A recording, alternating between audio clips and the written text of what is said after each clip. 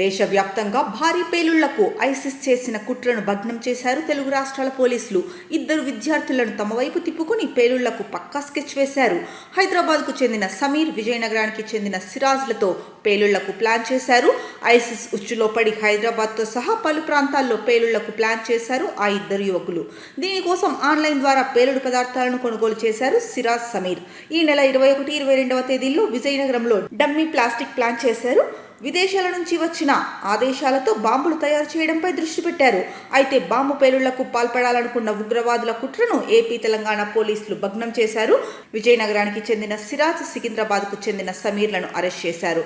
Siraj engineering పూర్తి చేసి ఉద్యోగ వేటలో ఉంటూ ఉగ్రవాదం వైపు ఆకర్షితుడైనట్టుగా పోలీసులు చెబుతున్నారు. ఆల్ హింద్ ఇత్తెహాదుల్ ముస్లిమీన్ అహిం పేరిట సంస్థ ఏర్పాటు చేసి ఆ సంస్థకు సిరాజ్ నెంబర్ 1గా, సమీర్ నెంబర్ 2గా వ్యవహరించారు. ఉగ్రవాద సంస్థ హ్యాండ్లర్ ఉగ్రకుట్రల కోసం ఇద్దరికి డైరెక్షన్ చేసినట్లుగా విచారణలో గుర్తించారు పోలీసులు.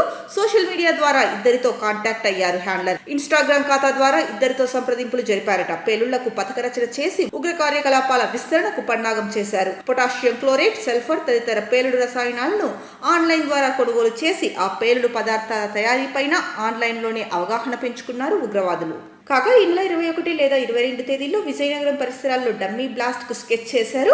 దీనిని పసిగట్టిన తెలుగు రాష్ట్రాల పోలీసులు పేలుళ్ల కుట్రను భగ్నం చేశారు.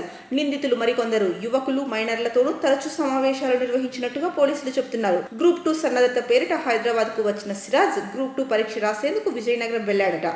సమాచారం అందడంతో నిఘా ఉంచిన తెలంగాణ ఇంటెలిజెన్స్ వర్గాలు ఏపీ పోలీసులను అప్రమత్తం చేశాయి. దీంతో సిరాజ్ ఇంటిపై దాడి చేసిన విజయనగరం పోలీసులు పేలుడు రసాయనాలను స్వాధీనం చేసుకున్నారు. అనంతరం అధికారులు సికింద్రాబాద్ లో సమీర్ ను అరెస్ట్ చేశారు.